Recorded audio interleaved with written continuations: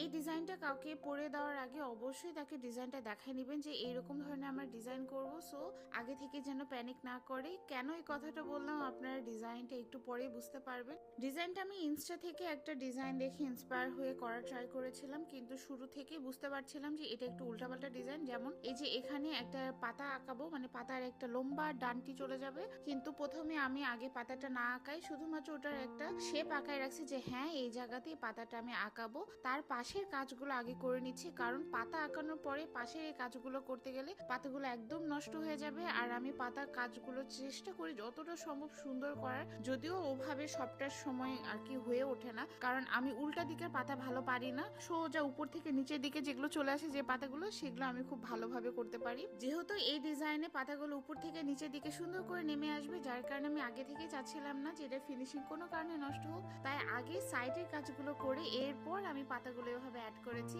যেন পরবর্তীতে মনে হয় যে পাতার সাথে ওই ডিজাইনগুলো অ্যাড করা ছিল। এই ধরনের পাতা আমার অনেক পছন্দ, যার কারণে আমি এই ডিজাইনটাতে একটু এইরকম পরে পাতাটা আঁকাইছি। এখন আগে থেকে যদি আপনি ক্লায়েন্টকে না দেখায় রাখেন যে এখানে কিন্তু একটা পাতা হবে, তারপর ডিজাইনটা এরকম দেখতে হবে, যদি না বলেন তখন দেখা যাবে যে ক্লায়েন্ট বলবে যে কি এক ডিজাইন করে যাচ্ছে, এখানে কেমন একটা মনে হইতেছে খাপছাড়া খাপছাড়া একটা ডিজাইন, আগা নাই মাথা নাই কিছু নাই। কারণ আমরা যে ধরনের ডিজাইন করি সেটা থেকে এটা একটু কিছুটা ডিফারেন্ট, আর আমি চাচ্ছিলাম ইদানিং একটু ডিফারেন্ট টাইপের কোনো কাজ করতে, কিন্তু মাঝে মাঝে বেশি ডিফারেন্ট কাজ করতে যে একদম অসুন্দর একটা কাজ করে ফেলি। এই কাজটা